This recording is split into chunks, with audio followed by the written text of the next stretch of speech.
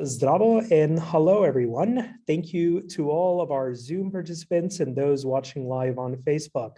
My name is Meto, and I'm the president of the United Macedonian Diaspora, the leading global voice for Macedonians based in Washington, D.C. Welcome to my first Muabet Meto for 2022. I still can't get used to saying 2022. With my special guest, the founder and admin of the very popular Facebook group Macedonian Cooking and Culture, Sue Eastwood. Hello, Sue. Hi, Meto. How are you? Welcome. Thank you. How are you? I'm good. I'm relaxed. Excellent, excellent. Well, Sue, I'll be introducing you in just a couple of minutes for our audience. I just wanted to mention a couple of things beforehand. First, the United Macedonian Diaspora, for those of you that are not aware, is a charitable organization with full operations in Australia, Canada, and the United States throughout Europe, and sponsors educational, cultural, and linguistic programming, provides scholarships to Macedonian college students, holds youth leadership conferences, organizes an annual Birthright Macedonia trip for young professionals. Save the date. It's happening this summer, July 1st to 22nd. And we also provide aid to children with special needs and have led and lead disaster relief efforts in times of need. I'd also like to take this opportunity to introduce my new colleague, Emma Brown, who's joined us tonight on the Zoom call, who started as UMD's Director of Advancement and Development yesterday at our office in DC. If you have any ideas for future UMD events in your local community or virtually, please email Emma at the email address she'll provide in the chat option. Now, I'm really excited to launch this year's Muabet Meto series with Sue. Sue Eastwood is a popular cooking enthusiast on social media with over 31,000 followers in just over a year on our Facebook group, Macedonian Cooking and Culture. So Sue, congratulations.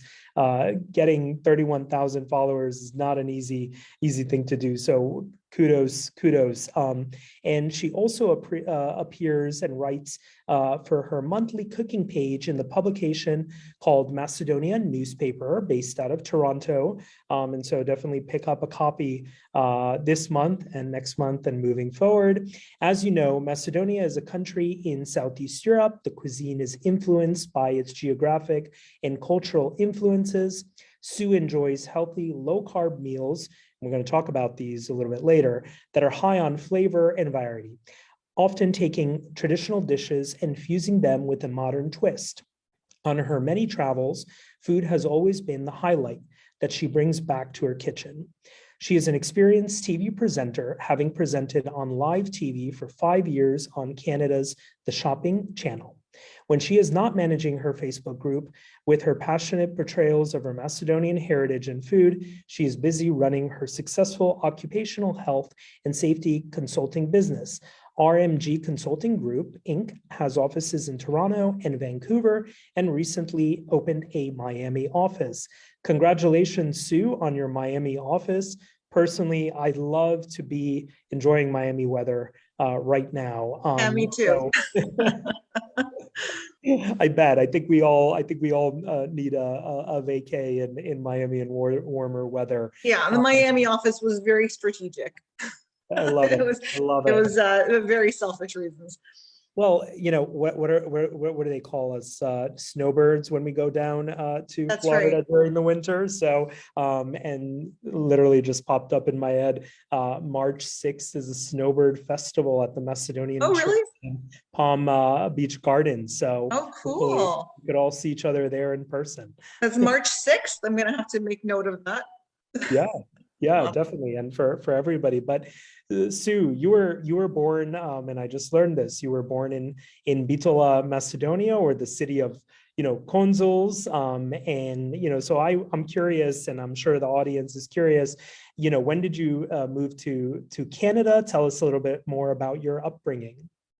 Okay, so I was born in Bitola. It was Well, my parents were living in Australia at the time. My mom was pregnant with me. My brother was already born in Australia. And my mom really wanted me to be born in Macedonia. It's like she could foresee the future and know that I would be this passionate person, or maybe it was the other way around. Maybe it's because I was born there that I have this affinity for all things Macedonian. But in any case, she was pregnant with me, got on a plane with my brother that was 2.5 at the time, and they flew to Macedonia. And she had me there, and part of that was because my dad was busy with a lot of different things that he was involved with, and there was no family in Australia to help my mom with a brand new baby and a little boy. So the family was all in Macedonia, in Bitola, in Bukovo, particularly for that support system. And when I was 7 months old, we came back to Australia. So I was able to travel, I suppose. So in Australia, we were there for another 5 years before my dad, the big adventurer, decided, let's go to Canada. He had this romantic vision in his head of this Americana, this dream that he, I guess, was chasing from a young boy in the village. How he ended up in Australia, I don't know, because, you know, America, Canada was kind of what he idolized. I guess it was the movies, it was the music, it was all that stuff. And so we, you know, he had a brother here in Canada. And so when I was 5, we packed up and moved here. Now, my dad had lived in Australia for 25 years at that point. So he really had that entrepreneurial, kind of energetic, enthusiastic spirit where he just wanted to, wasn't afraid of anything, just get up and go. If I could leave Macedonia, not speaking a word of English, without a penny in my pocket, he's thinking I can pretty much do anything at this point. Wow, you know, the perseverance of our parents and literally leaving, you know, the comfort zone, you know, where the family unit in Macedonia, and then, you know, moving across the world, the oceans, you know, and settling, you know, in a totally new area, right? And no, sometimes very limited, you know, English language speaking capability, and I just, you know, and really, you know, appreciate what they've gone through, and it's up to us, you know, to carry that torch, and I want to commend you, you know, for continuing, you know, your parents, you know, love for Macedonia, even though they decided to, you know, to move for better opportunities, and so, you know, maybe you could share some you know, stories from your childhood regarding your, you know, Macedonian heritage. You know, what are the what do you most remember growing up and in a Macedonian community in Canada? So there isn't a huge Macedonian community in Canada. There's my parents really just hung out with their pocket of Bukovo people. So it was the church was the meeting place. You know, we'd sit there in the slujba, and then at about 11 a.m., my dad would start looking at his watch and would kind of just hightail it, you know, out of there, and would go upstairs and have coffee and meet the other men up there. And then, you know, we're like, what happened to dad? So that's one of the memories. And then, you know, the slujba would end at around noon, and then my mom and I and my brother would make our way and find my dad, and he'd be in the big bola masala, the big hall upstairs with the big tables that sat 10 people, and all the men would be laughing, and it would be a boisterous, loud atmosphere in there. Now, back then, it would also be a smoky atmosphere. So you had to kind of, right, they're smoking. So there was a sense of community with that. I grew up with that. I also grew up with a community where there were picnics every summer. Some of the larger stellos would have their own picnics, but otherwise there'd be, like, you know, the big Iliman picnic, for example, or the Bitolski picnic, and they would be in different locations. So some of my best childhood memories are those picnics, or we would pack up the cooler, and, you know, maybe the bucket of KFC and a zelnik or a vielnik and some baklava, you know, some salata, some kebabi, and off we would go to the picnic, find a good spot. whip out the blanket and some chairs, and then they would see all their friends. So I guess everyone would park their car. They would drive around until they saw their people, and they would park there. And of course, I would find my friends, and we'd run off, and our parents wouldn't see us for the rest of the day.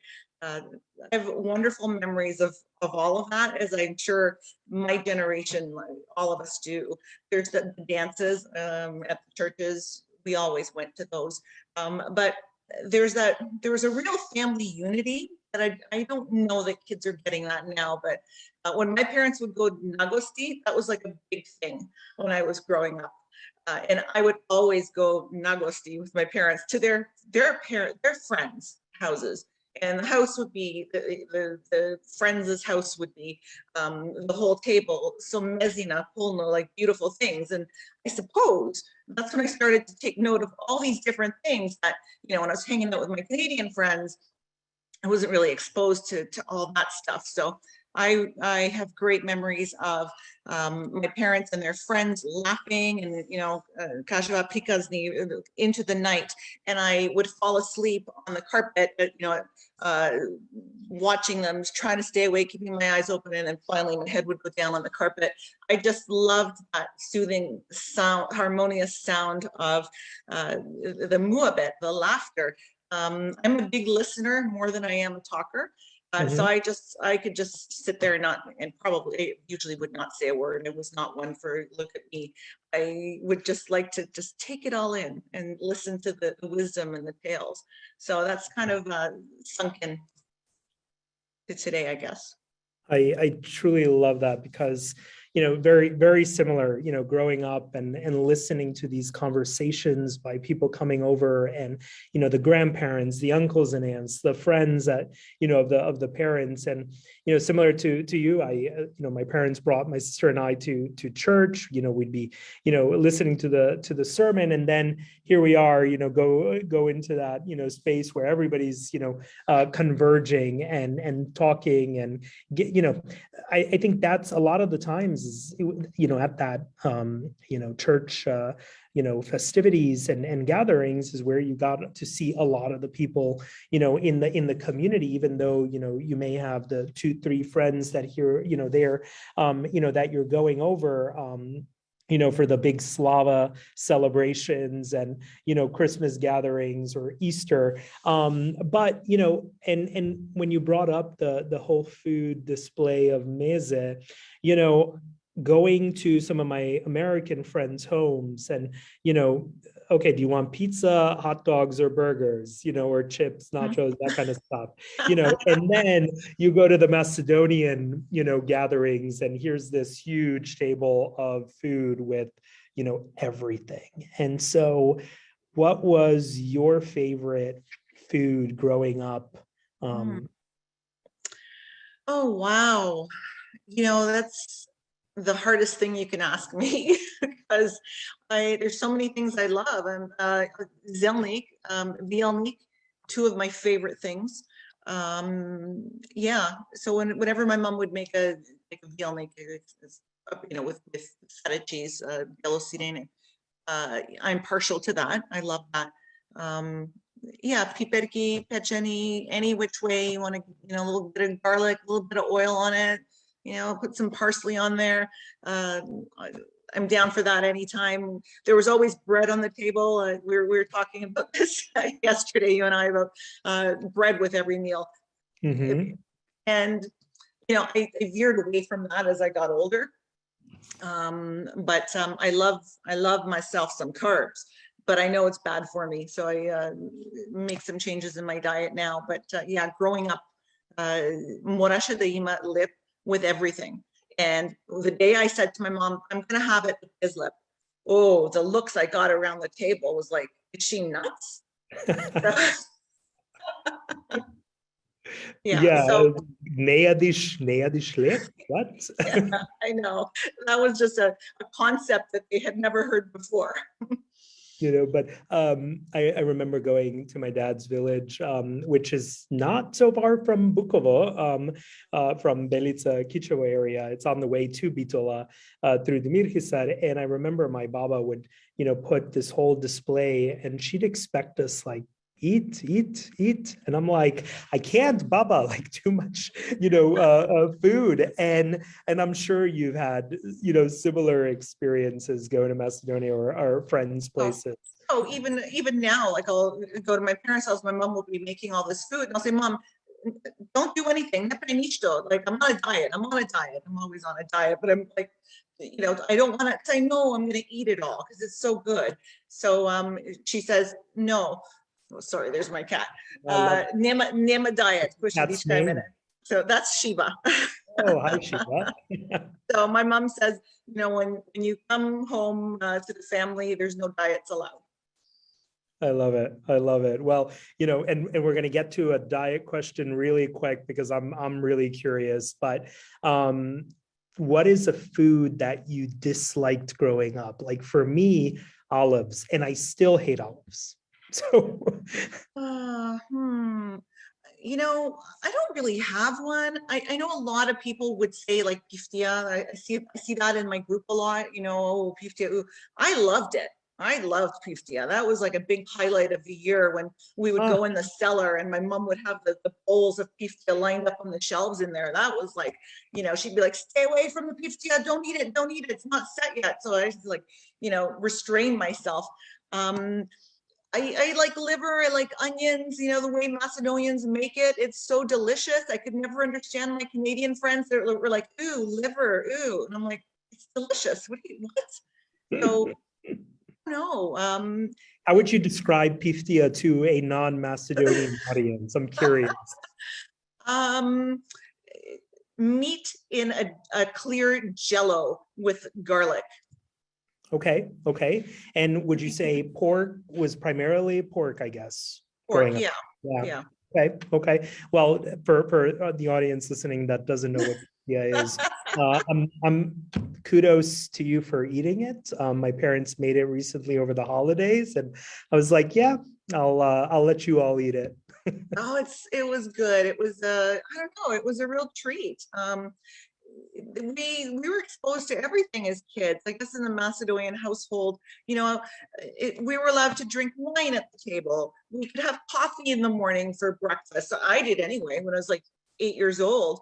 And I remember I'm about 8. I'm at school. We're in the cafeteria having lunch, and I've got my thermos, and everyone's got their thermoses, and they're opening their lunches. And everyone's like, oh, I've got orange juice, or I've got milk, I've got chocolate milk. And I'm like, and they're like, what do you have? I've got, I poured it in my little, I've got coffee. And everyone looked at me and they all started laughing because they thought I was joking. They thought I was just like that witty, but I'm not. I was just being honest. It's coffee. And I didn't think anything weird about it. I wasn't hesitant to say it's coffee. It was just, what's the big deal? They passed my cup around because no one would believe it, and everyone thought I was super cool after that. Sue drinks coffee.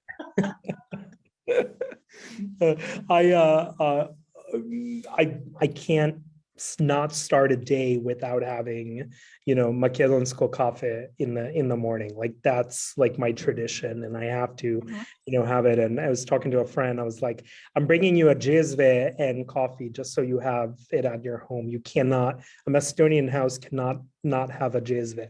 This is true. Yeah. So I have one obviously at home, but at work as well. And we obviously don't have like a functioning kitchen at work. It's just, like a fridge and a sink. And so I got one of those little plug-in ranges just so I can make my coffee. Well, Sue, I want to also get into, a very important topic is, engaging and getting Macedonians involved, and obviously the wonderful work that you're doing with Macedonian Cooking and Culture Facebook group. But can you share with us perhaps the first, visit to Macedonia and sort of just like, from Canada, here you are going to Macedonia, how was that experience for you? So after coming to Canada, I was here about 3 years from the 5, and then when I was 8, we went on our first sort of return visit, and I was there for the summer. that was awesome. Like for an 8-year-old growing up in Canada, essentially in Australia, to be in and we were in a village, we were in Pukovo. It was amazing. You know, I was out with like a whole gang of kids in the village, and we were like off. You know, there was this thing called pizza. I don't know if it's a Pukovo thing or if it's an actual word. It was the pizza, and so all us kids would go up there. We would play Misha Tarka, hide and seek. I don't know how to say it. Yep. Hide and seek into the night, and see the fireflies all come out because it's so like the dark the nights. There's no city lights around. Those memories are so vivid and part of my soul. Just amazing. I remember swimming in the river and watching the older, like the teenage kids would dam up the river and make like a jacuzzi. The water would just build and build in this one area where you'd like stop with a pile of rocks of the river continuing down. And they were all just hanging real cool in there. And I was like, oh man, those kids are awesome. You know, like you're a little 8-year-old kid. Just phenomenal. Like I remember going into Bitola, the Corzo for the first time when I can kind of, you know, understand things.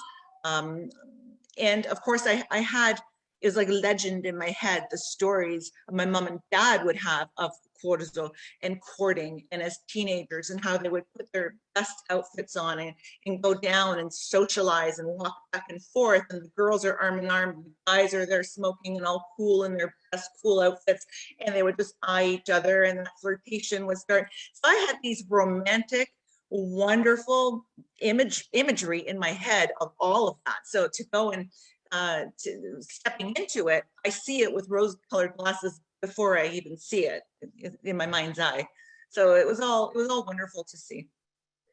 Yeah, that actually left truly a mark for me because, you know, I guess we call it people watching, and you sit at the cafe and, you know, watch people. You don't get those types of experiences, I guess, unless you go to a mall perhaps, or, you know, Yeah. in suburbia where I grew up, you know, you have the mall, all that. Obviously in the city life, it's a little bit different, but, you know, Bitola really was an eye opener for me when I went for the first time. But fast forward, Sue, now, and, you know, here you are, you know, you decide to start this Facebook group. You know, why did you decide to start this Facebook group? You know, why did you name it Macedonian Cooking Culture? Tell us a little bit more about the background here.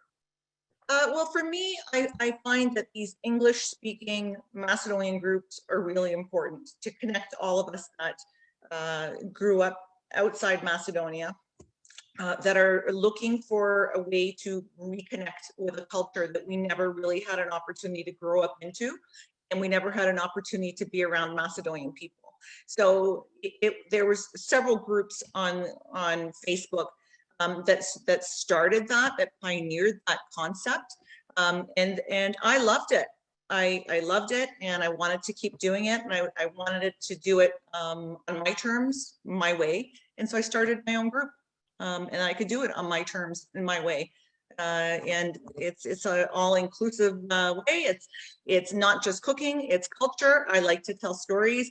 I like to share my mind's eye of you know, call it romantic vision, call it what rose-colored glasses, whatever you want, but that's the imagery I want to share with people. So I do that, and people like it because it resonates with them and they get it because they feel the same thing. They know what I'm talking about because they feel it and think it too.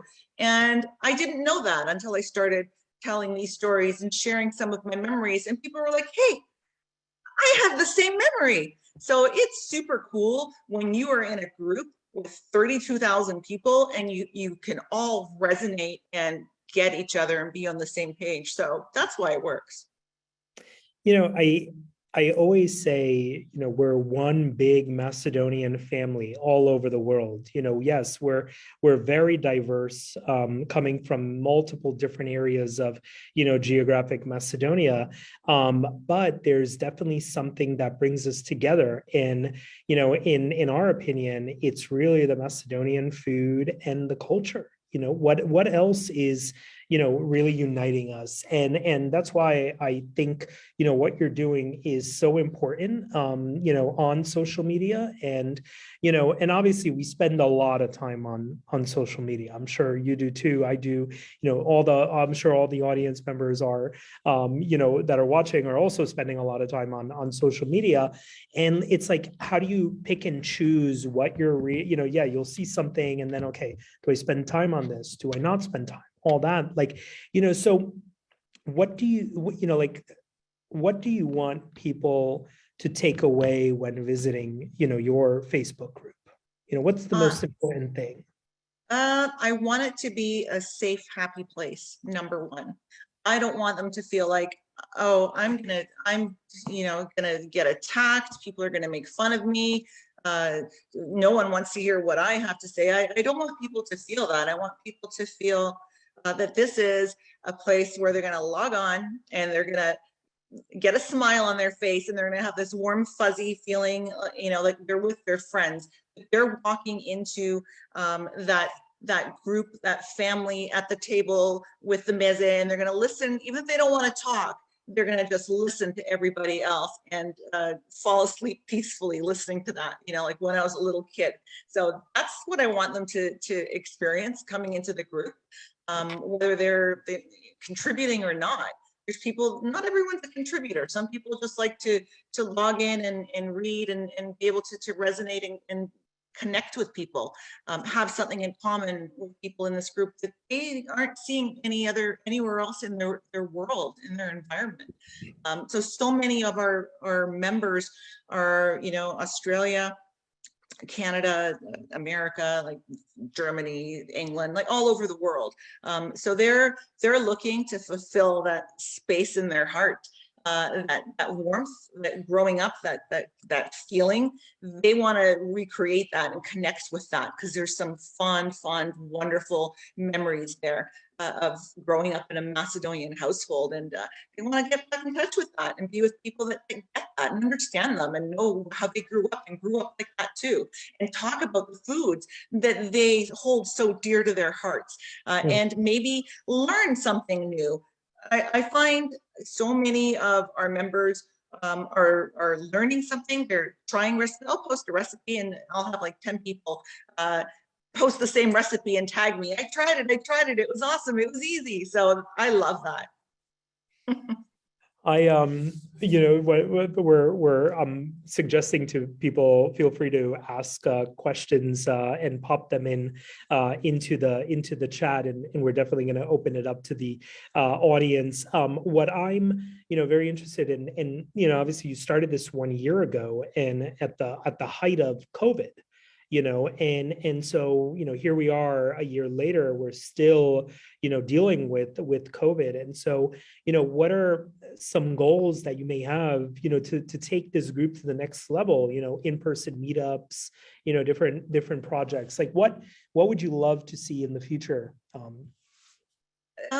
Yeah, we've talked about that. A lot of group members have expressed an interest to have trips to Macedonia, like a group trip.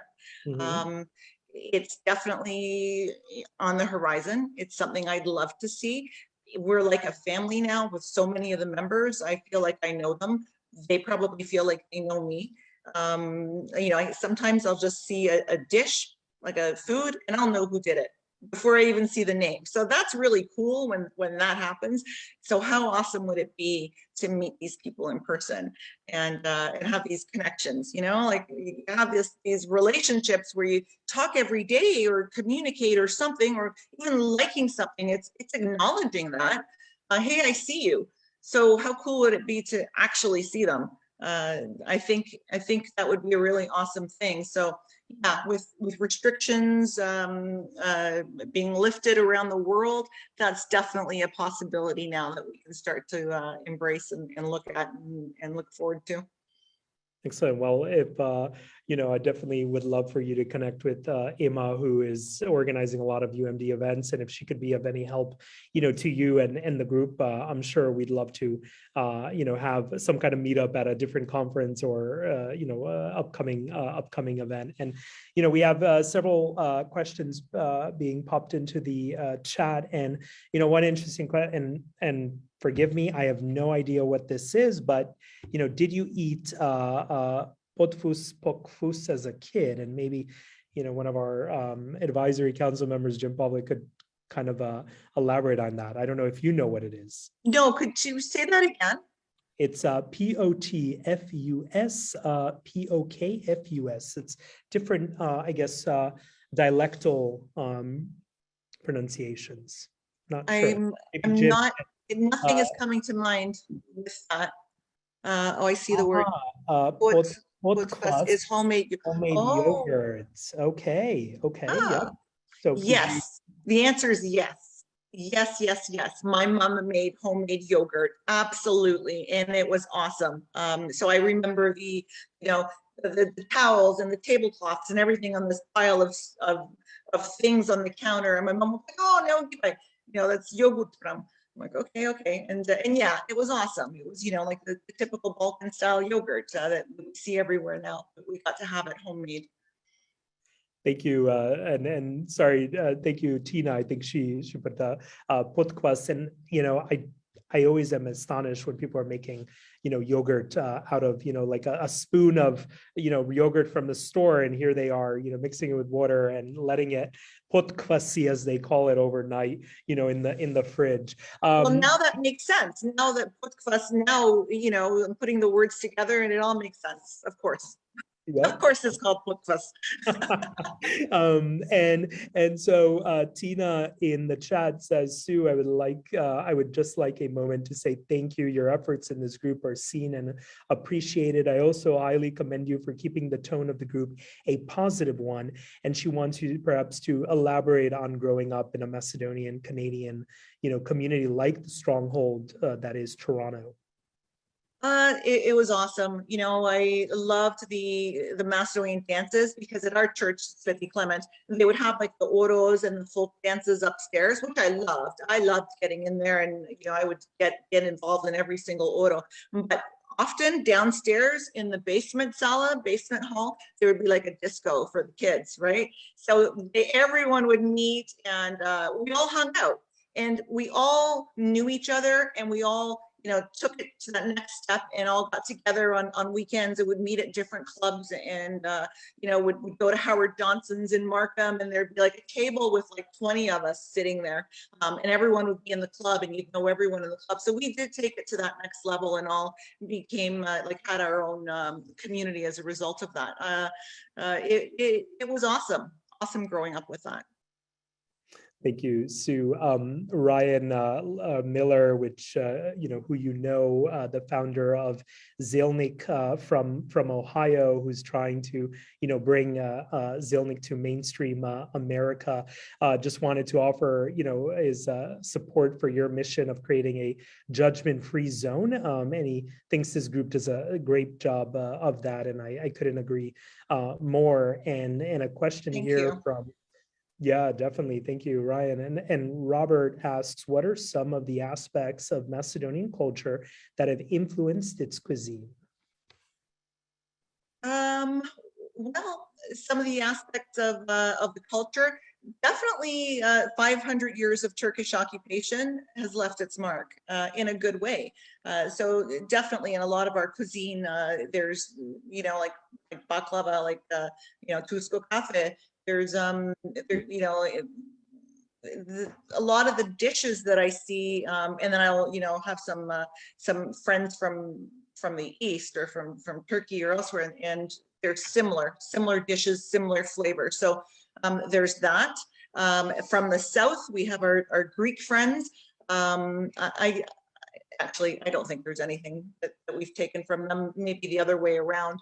But to the north, the Serbs, I think, honestly, the Balkan region, has a specific flavor. We've got a lot of phyllo dishes, so that phyllo pastries in that area.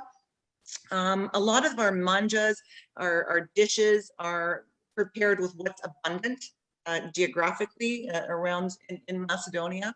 Like Planinski chai, well, it grows in the mountains, and so that's a thing. We would have popara made with the Planinski chai, so that's sort of a derivative of that. So the piperki grows in abundance again. So a lot of different like berries and things like that, very, very specific to the Balkan region, and sort of a little bit of influence of people that are around us. Like the types of cheeses, the types of yogurt, the phyllo pastry, the different manjas, all of it is very geographic. That's where we were, and we took from what we could and created our own statement with it, because there isn't anything anyone around us, like any of the countries around Macedonia have, that is exactly like a Macedonian dish. There isn't. Macedonian dishes are very specific and stand out as Macedonian. And I'm glad you're mentioning that, because, like I always have this complaint, and you won't see a Macedonian, like a specific Macedonian restaurant in a lot of metropolitan areas, perhaps Toronto, Melbourne, Sydney. You do have you do have certain restaurants. However, you don't hear much of Macedonian cuisine restaurants, right? You don't. And I mean, your group, like, look how popular it is, and look at all the cookbooks that are out there. Kat Mitsu's Macedonia cookbook, what Ryan is doing with Zelnik and others. I think that there is this, yearning for more promotion, of Macedonian cuisine and cooking, and people to understand it, to appreciate it.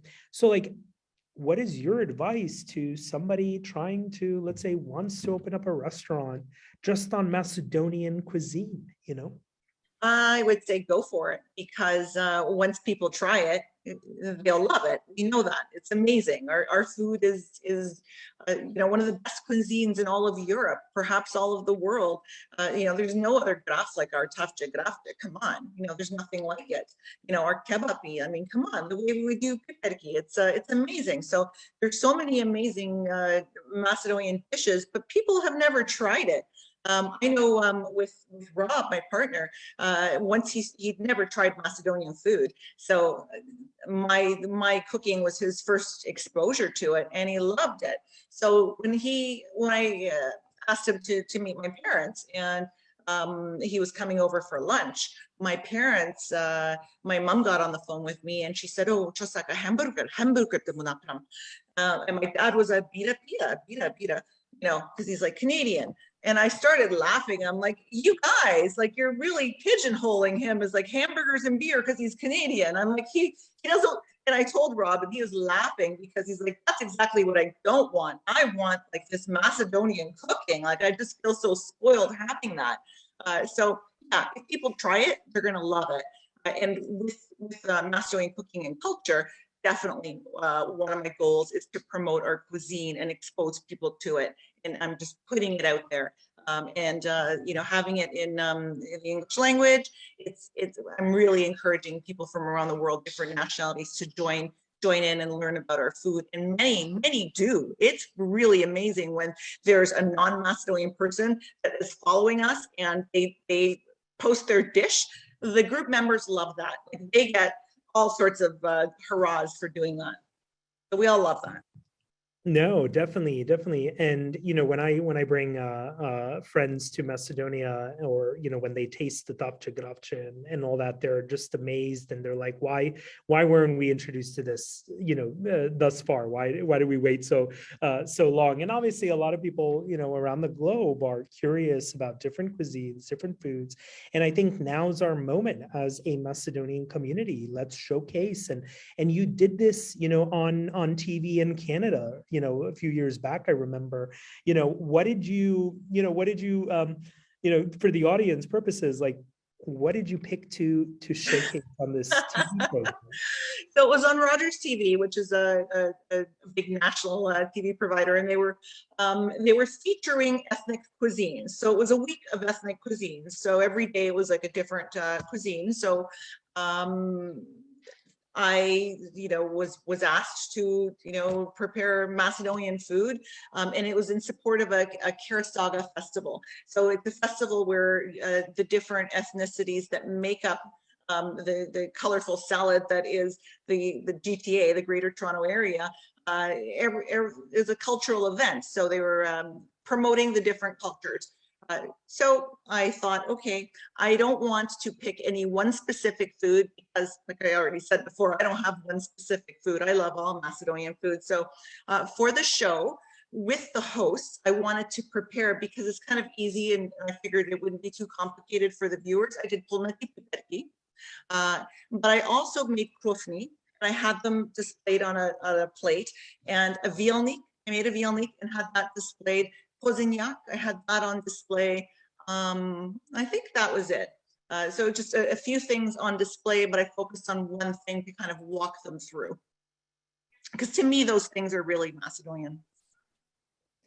And there are a few YouTube channels that have been, featuring Macedonian cooking, like Robert Nus's Baba, has a show on YouTube, and Nick Tsadovsky with Better Balkan. What's sort of some kind of advice that you could offer, younger audiences trying to feature our food out there on YouTube, on TikTok, on social media? I'm not on TikTok. I confess, more on Snapchat, but definitely, what sort of advice do you give to them? The ones that you mentioned, I love both of those, and I love seeing them post to Macedonian Cooking and Culture, and we always allow that because it's awesome. It's from the heart. It's just pure love that they're putting back out there, and it's genuine. Like you can tell everyone involved in that, whether it's Nick or Robert, like. It's from the soul. It's pure love they're putting out there. So I love seeing that. They just have to keep doing what they're doing. Excellent. And and thanks to your group, and groups like yours and UMD and others, these YouTube channels are being circulated. People are finding out about them, and the more and more views, when somebody's searching Macedonian cuisine, they're going to pop up, right? And people are going to see this, and that promotion, somebody was, a former board member was talking about how, this, gastro diplomacy, and cuisine diplomacy.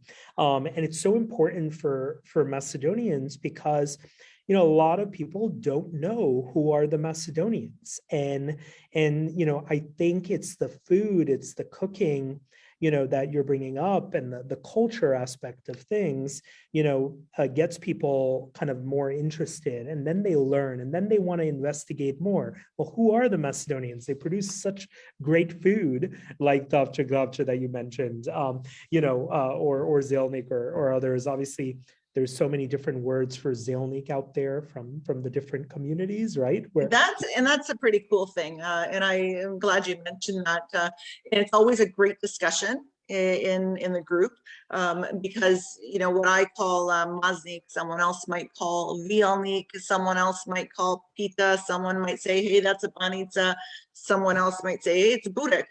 So I hear it all the time, and I always say, it's right. If that's what they called it where you came from when you grew up calling it, then it's right. Mm-hmm. And because there's so many different dialects in our country, different regions, so it's all right. There's nothing, I don't think there's a wrong way. If you grew up calling it that, then I don't know. Who am I to say that you've been wrong your whole life? I don't think so. And I want to throw in just a quick thing that UMD has been working on, and I had mentioned this during the prep call with you about this event. And thank you very much again for agreeing to be my special guest of this first Muabet. So Meto, and I hope it inspires others to and send us recommendations of what they want to see in the future from this conversation, Muabet, as you mentioned earlier. But we're pushing now, trying to get more recognition of our Macedonian community. Like people, like as I mentioned, people understanding, non-Macedonians understanding who we are, what is the impact we're making on society, in Toronto, in Miami, in Melbourne, in DC, in other parts of the world. And so, there's this resolution now that we're pushing in Congress is a non-political whatsoever. It's about our Macedonian culture, our identity, the people that moved over here. I don't know how well you know, but this year is the 100th anniversary of Cincinnati, Chile. Oh. And it was founded by two Macedonian brothers from Kostur, the Kiragiev brothers that are mentioned in this resolution. And they took their baba's recipe, their mom's recipe of, I guess you could say it's like a pinjur, ayvar, add meat into it, and it became a staple in the Midwest. And Smithsonian recognized it as one of 20, staple foods in America. And that's something that our community, gave to American culture, right? The Coney Islands, when you add, that Cincinnati chili to the Coney Islands here, hot dog, you get this amazing flavor, right? And a lot of people don't know about that. And that's what, I hope that your group and others, and that's why, when we're talking about what do we call this event, and it's like, how do we engage? How do we get people involved? And so I want to turn it over to you, and how do we get more Macedonians engaged and involved in all aspects of our community?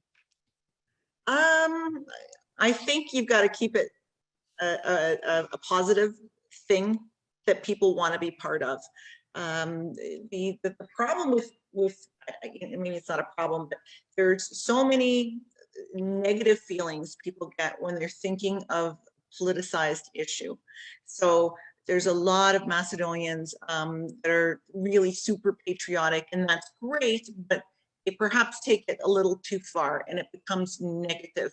So it becomes about bullying and harassing, and people all of a sudden become afraid to speak and say anything, afraid to become involved, because maybe they think, well, to be involved, maybe I've got to be a bit more radical like these other people. And I don't want to be that person. I don't want to be loud, and I just want to love my culture.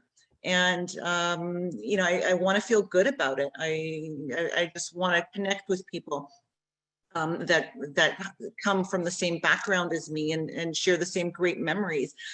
So I think with Macedonian cooking and culture, I try to keep it positive and happy, where people are happy to come in and they don't have to worry that they're going to get assaulted verbally for saying the wrong thing, that maybe someone that really thinks they're super patriotic doesn't like that they said it a certain way. It's not intentional. Sometimes people, you don't know what you don't know, especially when you live in another country. So the reason they're there is to learn. They want to know better. They want to do better. But if you're like badgering people and assaulting them and harassing them, they're just going to step away, turn that computer off, and okay, well, that was a mistake. So that's not how to engage people. Mm-hmm. So, I think the first thing is make it a happy, welcoming place with, where we respect each other, for our opinions, and don't always think that someone's, plotting and scheming and it's a conspiracy and, someone's thinking bad things and they're intentionally saying bad things. It's not always the case. Sometimes it's the case, mm-hmm. but it's not always the case.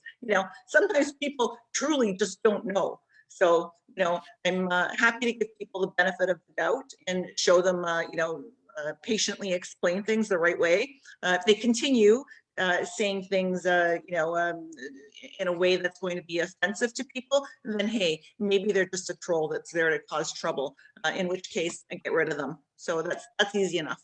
Yeah, and I've had this experience, in working in DC and being, active on these topics. It's not easy, and I want to, commend you again for this, positivity and really a welcoming group. And somebody in the chat, Donna, had mentioned that she's Polish, her husband's Macedonian, and she's, mentioning how she's taken recipes, from the group, shared them with her Polish and Irish friends, and how much they're loving it. And she's met friends through the group.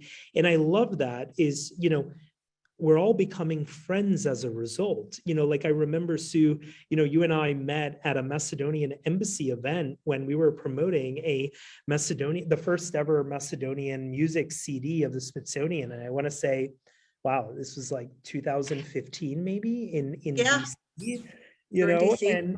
and look, several years later, you have this fantastic group. And I remember, even talking with you then, you had such a passion for heritage and food and our culture. And, and I'm seeing even in the chat, people just, saying congratulations, of what you're doing, and keeping that positive approach, and how your enthusiasm is so contagious.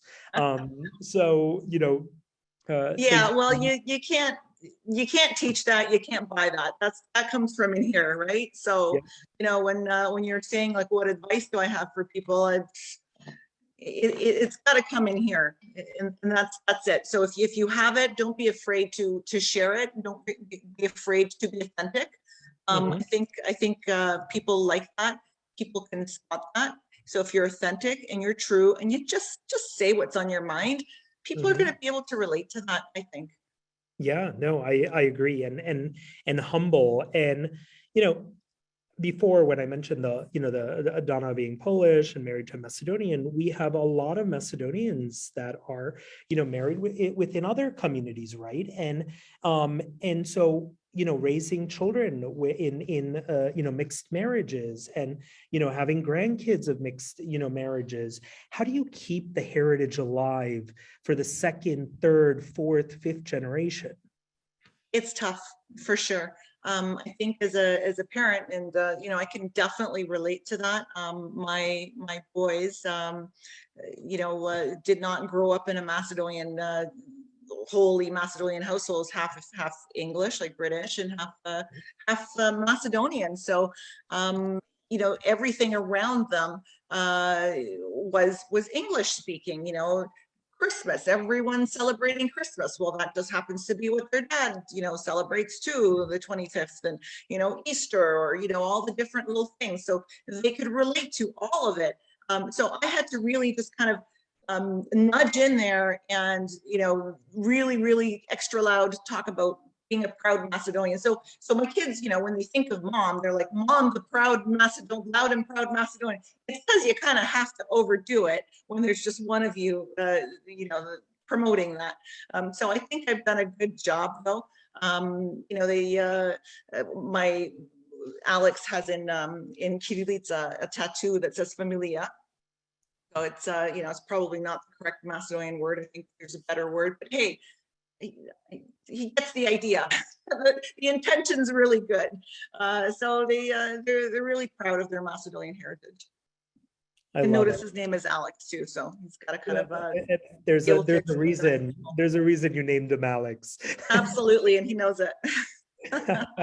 And no, I think, yeah, you have to keep pushing. And there's so many different conflicting everything every day, right? And why why should I preserve my Macedonian heritage? And I think, this is why it's so, I think you really gave the examples of why it's so important. One, we're honoring our parents, our grandparents, our ancestors or Macedonian who worked very hard in those, fields. A lot of the times when people ask me, what is Macedonian food? I'm like, it's food of, unfortunately, I mean, we were peasants, right? Under the Ottoman Empire, under this, history, we were in the fields. People gave birth in the fields. They worked all day. They gave birth, and then they took, what they had. They ate it, and they put it back into the land. And here we are now living abroad, right? And we're, a lot more fortunate living in America, Australia, Canada, in the opportunities that we were given, as Macedonian people, right? In back home at times, it wasn't as easy to be Macedonian, whereas here we are, we're fortunate. Sue, were able to found this group that now has 31,000, followers. And, I was able to work with my colleagues to found United Macedonian Diaspora in the center, of the world's kind of influence politics in Washington, D.C. And our churches, our community centers, all that would have not been possible in certain other parts of the world, unfortunately, right? Absolutely, absolutely. And I grew up in Toronto, near the Danforth, which is there's a big portion of the Danforth is called Greektown. And my high school that I went to, a big portion of that student body were Greek. Here I am, a Macedonian girl. I didn't grow up with politics, but when, I would tell them, yeah, I'm Macedonian, and they start speaking in Greek to me. I'm like, I don't know Greek, I'm Macedonian.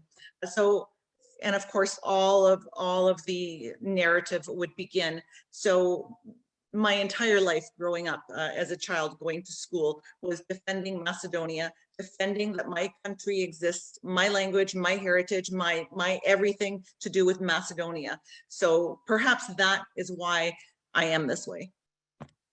And I think that's, I think it's going to resonate with a lot of people, attending this event and watching on Facebook, because I think we've all, had those types of, experiences, sometimes, very, very uncomfortable. And I, want to start closing off the event, and I have a surprise question, for you, and what's a question that I haven't asked you, or somebody from the audience hasn't asked you? What would you ask yourself? What would I ask myself? What's something about me that you wouldn't think that I am interested in? So That you wouldn't associate with me. So now I'm gonna ask that question back at you, and let's hear the answer. All right. About 5 years ago, I got my motorcycle license, and I now am the proud owner of a Harley Iron 883, and I ride that thing. Oh, wow. Are you gonna what are some goals riding your motorcycle in Macedonia, perhaps? Any thoughts you want to see, with your motorcycle, and take some photos if you know? Well, the nice thing about a motorcycle is it gives you that sense of freedom. You can feel the wind on your body. You're moving through. You have a better view of everything around you. So, for me, it's about those rides through the country.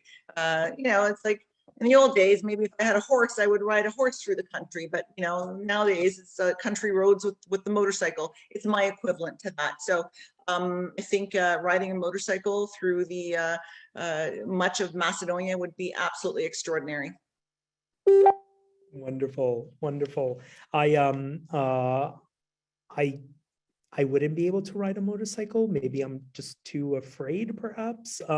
So bravo, and I'll take I'll drive my car and visit the mountain areas of Macedonia to pop out and take some photos. But you did mention a trip to Macedonia, and I hope that this year gives many people an opportunity to visit, the homeland, and you as well, Sue. And and I invite people, particularly from our younger audiences, to look into Birthright Macedonia, and visit us and come to Macedonia this summer. But I'd love to figure out. Somebody mentioned to get a three-wheeler, so maybe we could go. But Sue, I really want to thank you for your time, your hard work in putting this Facebook group together, and keeping it so positive, and keeping people so engaged and involved, through Facebook. Some people, may say, oh, Facebook, and we need to be involved in other areas. And of course, yes, but there's a first step to it, right? And if That's right. people are comfortable on Facebook, then let them be comfortable on Facebook, and hopefully, they'll get more involved in many facets. But definitely promote the food, promote the culture, and join Macedonian cooking and culture on Yeah. Facebook. You're right. It's a gateway to discovering about your ancestry and meeting other Macedonians. It's a gateway, that first step to wanting to do more, to ignite that passion inside of you and set it on fire. So if you're not exposed to it, how are you ever supposed to nurture that little flame into something bigger? So it's a great starting point. And it was for me. That's, it was through these Facebook groups that I was engaged and motivated to do more. And I love that you use the word gateway, because, and I like, great minds think alike, Sue, because every meeting that I've had in Washington with policymakers on behalf of UMD has always been like, Macedonia's the gateway to the Balkans, to Southeast Europe. I mean, north, south, east, west, the crossroads run through Macedonia. And that's why our land has been so important historically, and what we've been able to give, to mankind and to the societies that we live in. And, I want to maybe get quick, what kind of advice would you give to, United Macedonian Diaspora, to me and to others involved in sort of kind of like that promotional work for Macedonians? I don't know, just be authentic. Try to see things from everybody's perspective. Yeah, that's about it. I don't have a handbook on it. I just do me and hope that people like it.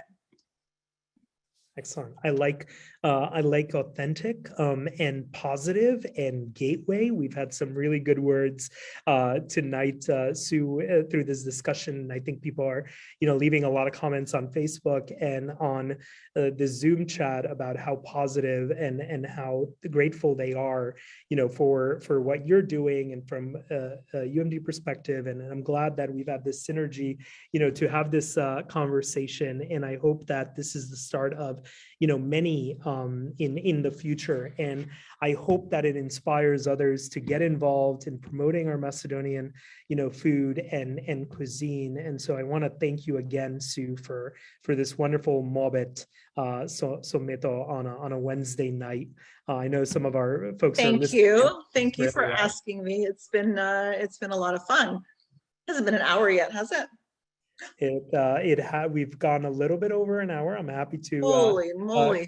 continue the conversation. But again, it's this, promoting Macedonian culture, heritage, our food in respectful ways, and not, how could I put it, not forcing our culture on anybody else. I feel that a lot of the times, particularly in countries that are a hodgepodge of multiple, one culture always dominates another. And we all have something to contribute to society, as Macedonians. And I hope that people watching, that are non-Macedonian will join us in tasting our food and our culture. And through that, the best ambassador for Macedonia as a country is our food and our heritage and our culture. I agree, because everyone loves eating. Everyone's got to eat. So, and our food's good, so it sells itself. Oh, I didn't ask you. I'm on keto right now, and so no carb, no, and I forgot to ask that, and I wanted to ask the low carb because I mentioned that in your bio really quickly. Give us some advice, somebody that's doing, a diet that does not involve bread and zelnik and It's hard, Meto. It's hard. The struggle is real for a Macedonian, because I love carbs. I love bread. I love baking bread. I love that this is not helping you at all. I love that wonderful smell and that texture of freshly baked bread. I love zelnik. I love vilnik. I love all the Macedonian pastries and the coffee you're cakes. I not love helping all of me. it. I'm really sorry. I'm really, really sorry. But it's there's great ways to do keto, and whenever I need to lose a few pounds, I just cut the carbs out, which keto. Vegetables, manjas are fantastic. Lots of different manjas. I love the cabbage. Without potatoes, right? Without the It's fabulous. The cabbage and the ham manja is amazing. But yeah, your vegetables and your protein, stick to that, and you can give it a Macedonian flavor. Feta cheese, by the way, Bilosirene, is really low in fat, so go for it. Thank you. Sue. And I think, a lot of people don't realize it, but our cuisine is very, keto friendly and different diets, because, I mean, granted, you can't eat ajvar without lepche, right? Without, bread, but you could probably put it on your side, with some breakfast dish without bread. Yeah, absolutely. Hey, who hasn't opened the ajvar in the fridge and just gotten a spoon and gone for it? I know you all have done it. I love it. I love it. Well, Sue, once again, thank you so much for joining us tonight on this first Muabet Someto for 2022. I really want to thank all of the folks that are joining in on Zoom and on Facebook, and listening in and learning more about the wonderful work of the Popular Macedonian Cooking and Culture Facebook group. I want to invite all of you to please stay involved as much as you can. I know we all lead very busy lives in our careers and all that, but not forgetting where we come from and what makes Macedonians tick, and that is our food, our culture, our heritage. And so, again, I want to thank you, Sue, so much. I want to invite everybody to join us for the next Muabet Someto. I'm featuring Dr. Florin Churta, which is a professor from University of Florida, on February 23rd.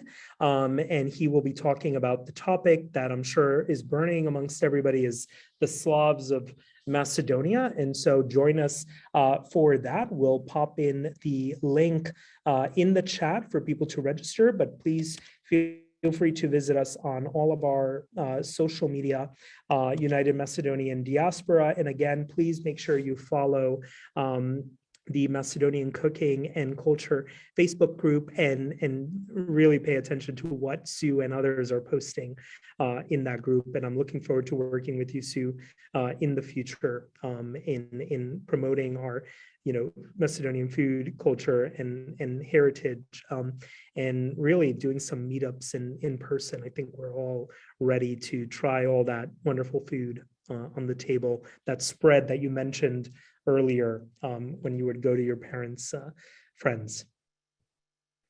Yeah, absolutely. I think we're all ready for that. We've all lived in, it's been a tough 2 years. We're ready to, and I think a lot of people are going to go to Macedonia this summer. I'm hoping as well, and we're planning a UMD Global Conference in Skopje sometime in July. And again, Emma, my colleague, had put her email, so if anybody wants more details, but stay tuned to our social media. With that, thank you all again. Thank you, Sue, and have a wonderful evening and a wonderful day in Australia to those watching from Australia. Bye-bye now. Bye, everyone. Bye-bye.